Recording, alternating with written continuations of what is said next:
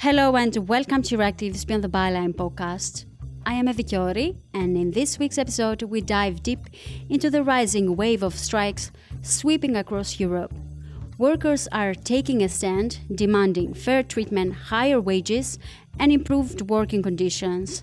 From France to Portugal, from air traffic controllers, security workers, cabin crews to train staff, these strikes are making a significant impact on travel and the labor landscape.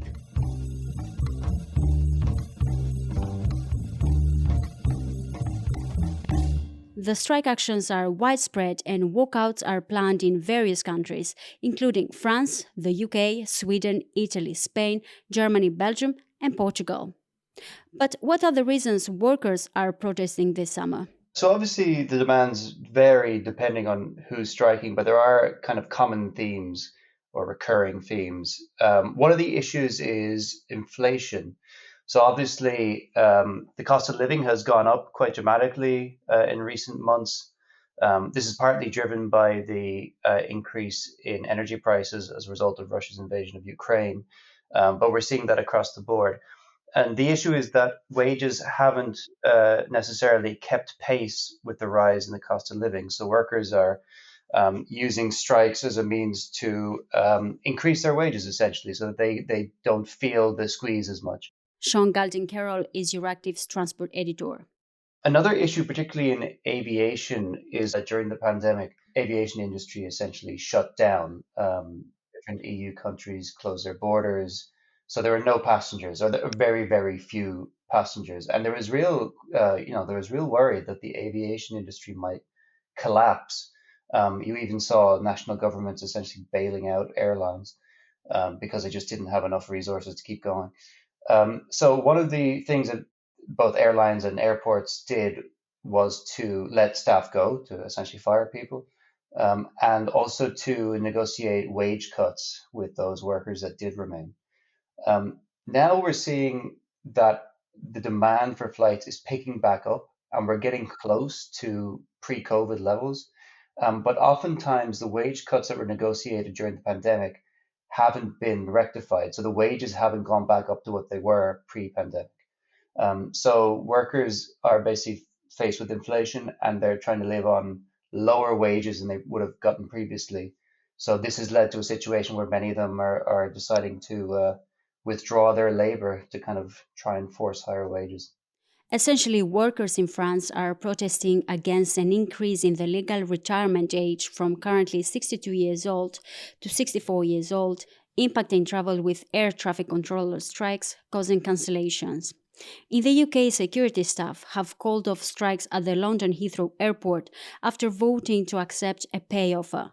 More than 2,000 security staff were due to strike for 31 days this summer. Although these strikes have been called off for now, no one knows when they could resume. In the meantime, rail strikes are still possible in some locations.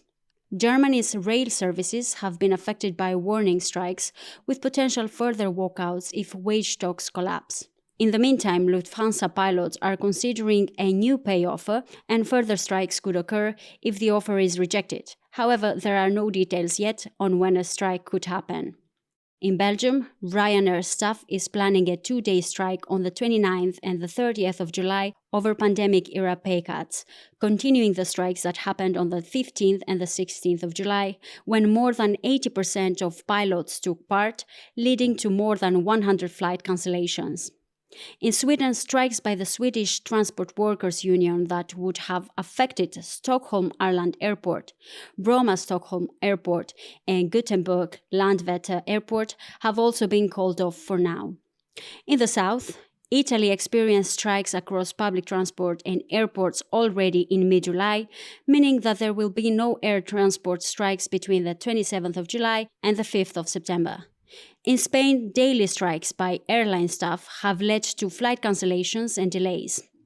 EasyJet cabin crew in Portugal carried out their third strike, which ended on the 25th of July, and further strikes may be announced if a pay deal is not reached.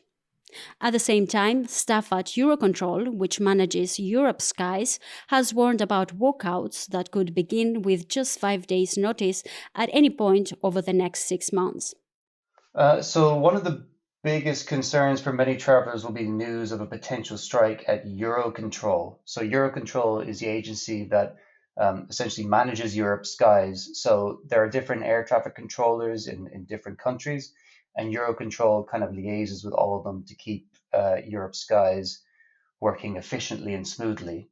Um, a union representing air traffic control managers that work in Eurocontrol's Brussels office are threatening to strike at the moment. They're unhappy because they say that there's a shortage in staff. And management also put in place a kind of imposed roster system, which the union was not happy with. So currently, they've sent a formal letter which essentially warns of pending strike action within the next 6 months. They haven't given a date of when this will happen, but obviously, I mean, the point of the strike is to have an impact. And if you want to have a big impact withdrawing your labor during summer is a good time to do it. Um, if they were to strike, it would have a huge impact. There are reports that it would affect 1 in 3 European flights. What I have heard from people who have knowledge of the situation is that it's likely an agreement will be reached to avert the strike action. So, I mean, it would be kind of catastrophic. We would see a lot of travel turmoil if it was to go ahead, but there are indications that an agreement will be reached. And to be honest, it's not uncommon that the workers threaten to go on strike during this period because I mean, they have a lot of leverage. It's a period when people want to travel, and you see the value of labor when it's withdrawn during this period. So, I mean, it's not uncommon to have these type of discussions now. And Sean, you've contacted the airlines and the syndicates. Do we have any reactions or statements from their side so far? The airway companies usually play their cards close to their chest when it comes to industrial action. They don't like to say too much, even to journalists. They often, so for example, Eurocontrol has said that they don't have any comment because a strike hasn't actually been announced yet. There's just been a kind of pre-warning of a strike. So they say they won't have comment until it's actually called. And you see this happen quite often. When a strike is called, airlines often say that they are, they're willing to negotiate. They're looking for a solution. They're trying to minimize the disruption on passengers. But kind of off the record or behind the scenes, I mean, airlines, or not just airlines, anyone in the aviation sector, uh, they basically say that they're still recovering from the pandemic, that they haven't reached the same level of demand that they had uh, in kind of 2019 and before that. And they're saying that they just don't have the same resources that they had before. And oftentimes they were bailed out during the pandemic, so they have to pay that money back. So they're saying, like, look, we're building up our reserves. We're trying to get back to where we were, and this will take a bit of time. So, I mean, perhaps it's even, a consequence of the pandemic that there is this adjustment now where we're seeing workers and management trying to agree on where they should stand in 2023. And what advice would you give to our listeners who are traveling this summer? What should they keep an eye for? I don't have any particularly revolutionary advice, unfortunately. I mean, it's all things that you've probably heard before, but just to reiterate, before you go to the airport, do check to see the latest updates. Your airline should provide you with information. You can also check local news listings. They usually carry any reports of strike action. If it is the case that you get to the airport and you are affected by a strike, you do have passenger rights. You can check what these are online. This often means that you're entitled to either a new flight or refund. And if you are stranded, like you're kind of stuck and it's late at night, they should provide you with accommodation. Sometimes it can be a little bit complicated though, because if an airline's staff, for example, decide to strike, then you're entitled to compensation. If there is another strike that is outside of the airline's control that somehow affects the functioning of the flight, then you may not be entitled to compensation because it's a kind of external circumstance. Um, if that is the case, though, the airlines have to justify and show very clearly how the external action caused their flight to be disrupted or cancelled or delayed. Um, and if they do that, if they say, "Oh, well, you're not entitled to compensation because it was out of our hands," and you're not happy with their justification, then you can go to your national authority and basically pursue them. There are ways that you can pursue them. It's a little bit complicated, And obviously, nobody wants to have to go to that hassle, but there are ways to push this forward if you have the wherewithal to do it. Thank you very much.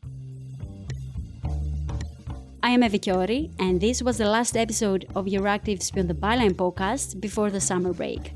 Visit EURACTIV to stay on top of the latest news, and if you haven't subscribed to the podcast, you can do so on your favorite podcasting app. This episode was produced by myself with the help of EURACTIV's transport editor, Sean Galding-Carroll, and I want to thank our executive producer, Malte Ketelsen. Do keep an eye for possible travel disruptions and enjoy your holidays. Thank you for tuning in, and until next time.